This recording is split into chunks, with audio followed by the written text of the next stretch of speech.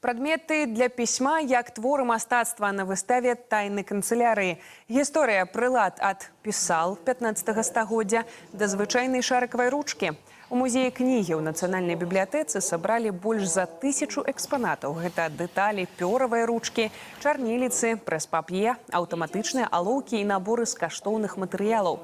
Большую частку экспазіцыі займае калекцыя даследчыка, лаўрэата прэміі за духоўнае адраджэнне Уладзіміра Ліхадзедава.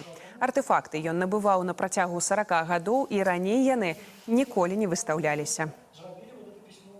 Гэтая традыцыя налічвае ўжо каля 5000годдзяў і фактычна не мянялася за ўвесь гэты час.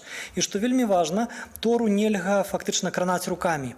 Для перакручвання выкарыстоўваліся такі каркас, драўляная аснова, але для чытання, каб нават не дакрануцца водзячы пальцам па паперы ці па пергамене, як у арыгінале, яўрэі стараліся карыстацца спецыяльнымі указкамі, паколькі мелі непасрэдную магчымасць дакрануцца да святога пісання, вельмі прыгожа аздабляліся. Яны рабіліся вельмі часта з каштоўных металаў. Гэта ручка, якая, як мяркуецца, належала альбо Леніну, альбо Троцкаму, перададзена вадзіцелям, што працаваў у гэтых высокіх персон. Побач у вітрыне прадмет, якім карыстаўся Хрушчоў. Сярод вядомых гаспадароў экспанатаў Манюшка, Радзівілы, маршал Тимашенко. Набор для пісьма апошняга важыць звыш 8 кілаграмаў.